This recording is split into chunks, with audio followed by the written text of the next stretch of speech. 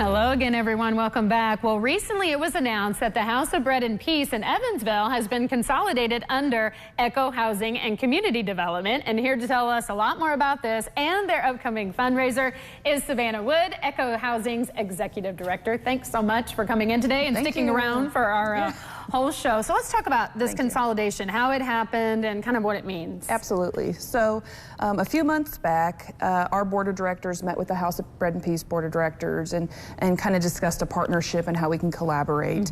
Currently, every female and a lot of the families that are residing in our permanent supportive housing came from the House of Bread and Peace. And so it's kind of a natural transition into permanent housing, and both of our missions align with one another.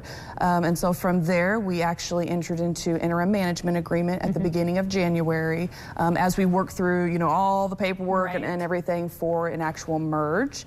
And so the House of Bread and Peace, when this is all complete, will become a program of Echo Housing, but the name, the population served, location, all of it remains the same. And everything that they do remains the same. Everything you do remains the same. So when you added them and also the Promise Home, that takes you up to 8? Absolutely. Homeless? Yes, 8 homeless service programs serving men, women, children, and homeless veterans.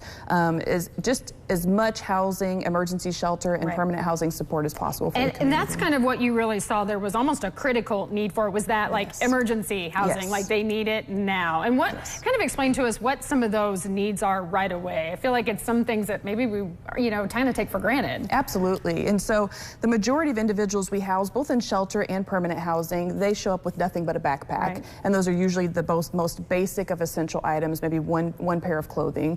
And so once they move into shelter and housing, they need everything. They need toiletries, hygiene, furniture, a bed. They need all of those things. And we're fortunate to have a lot of solid partnerships in the community to provide some of those basic items.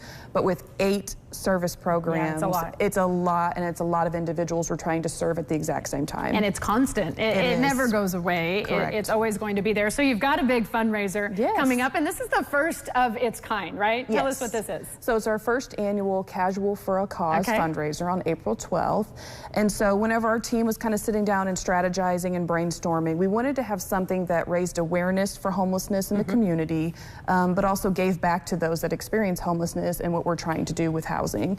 And so we came up with this fundraiser, and it kind of went back to the roots of childhood. You know, if you wear a uniform in school, free dress Friday. Exactly. You got so excited. It was the best day. Yes, and my kids actually still do that, where they pay $2 to wear a free dress. And so we started talking, and was like, maybe we can make this fun, raise awareness, and get just as many individuals involved as possible while making it cheap. I love that. And that'll be, it could be anywhere, you know, at their job, at their school, wherever they are that day. So how do they participate? So they can contact us at info@echohousing.org. We also have a flyer. You can contact us through Facebook. Our marketing communications manager is actually over here right now, Kim Armstrong. And so you can call our main office and ask for Kim.